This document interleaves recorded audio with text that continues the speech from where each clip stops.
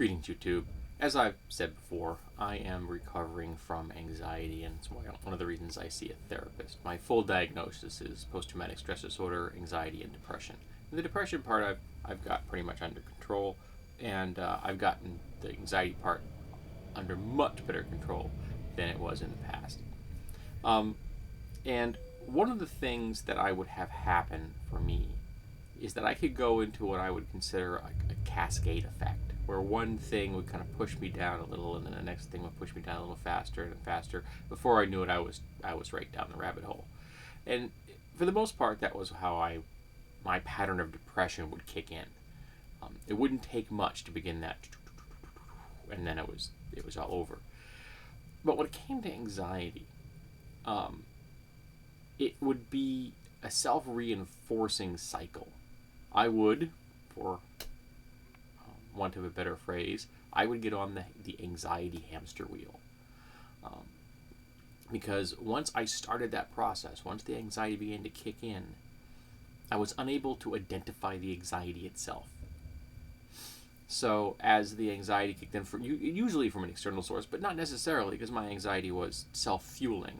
All it could take would be the slightest thought, and there could be nothing external involved in the process. I could have just dredged up from an ample supply of former anxiety topics, because my mind is very capable of making complex and tenuous connections over time. I'm good at this. I can get to A to Z in no time at all inside my own head.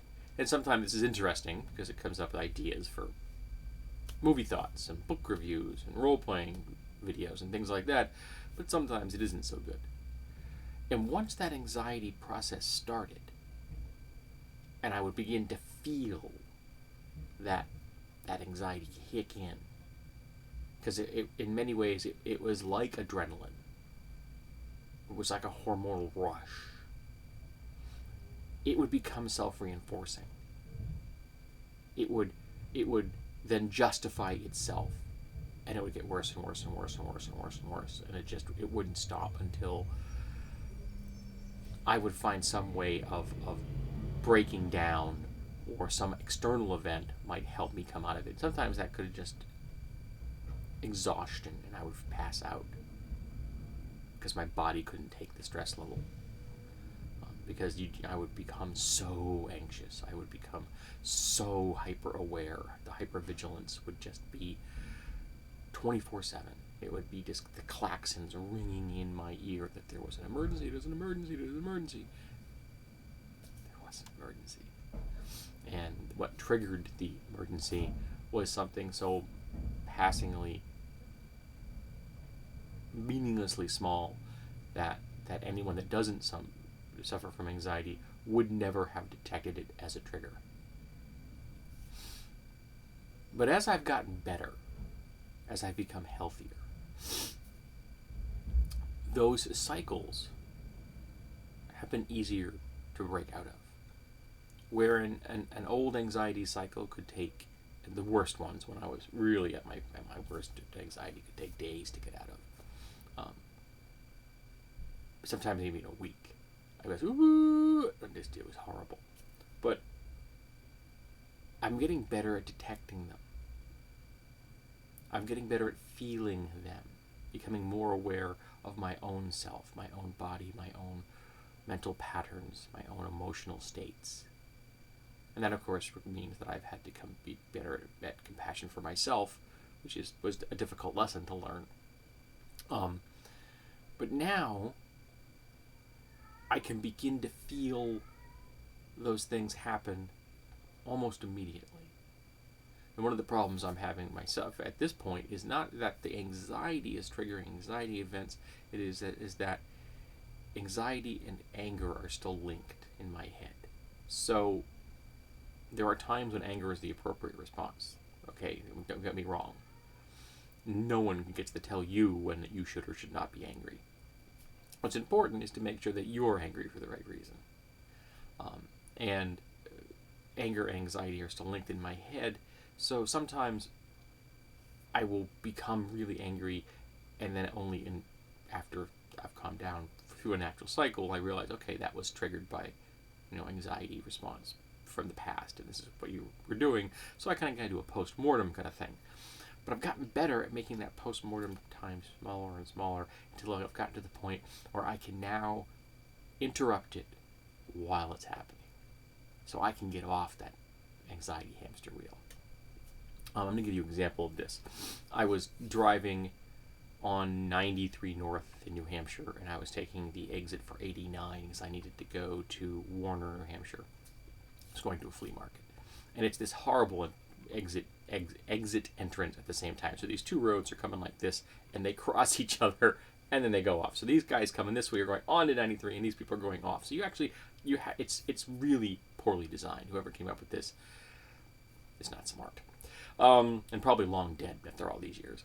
But so I'm coming off, and I'm slowing down because I'm a nice guy, so I want to be slow down as quickly as I can until I get to a reasonable speed. And this guy coming on, and he's like this.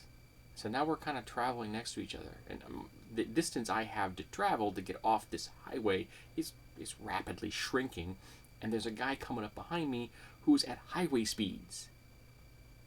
I can see him. I know he's not slowing down. And this guy next to me, who's trying to get onto the highway, seems to be completely confused by this event. Maybe he's never encountered one of these before. I'm not sure. I don't know his experience. But he's literally like, and he's beginning to panic. And I need him out of my way. But I'm afraid to move forward for fear that he might gun it and then hit me. But the guy behind me's coming. So I said, screw it, and I just nailed it and just cut it in front of him, hoping he wouldn't do the same, because we'd been following each other for a good 100 feet at this point. I cut it on, I get off the highway. So now I'm on 89. It's a much quieter road. I can see one car in the distance, one car behind me, far away, and it's very quiet. It's an early Sunday morning, so early that the shadows still cover the road. And I'm angry. I'm just enraged at this guy. And then part of my brain says, where was that intersection? And I respond, behind me. Where are you right now? I'm on 89. You're headed to your destination. And the guy that was in your way is long gone. And then it just went away.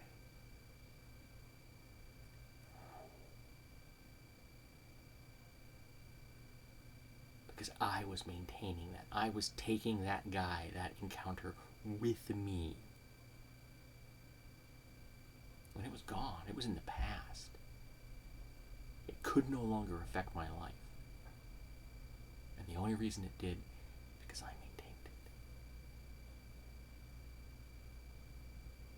My therapist was impressed with that one. He thought that was a major improvement for me, and I have to agree. But in that moment, I laughed out loud, and I drove on to my destination, and I went and hunted bargains at the flea market. And I didn't carry it with me. And the anger didn't harden me and dig at me, and the anxiety didn't push me onto that hamster wheel.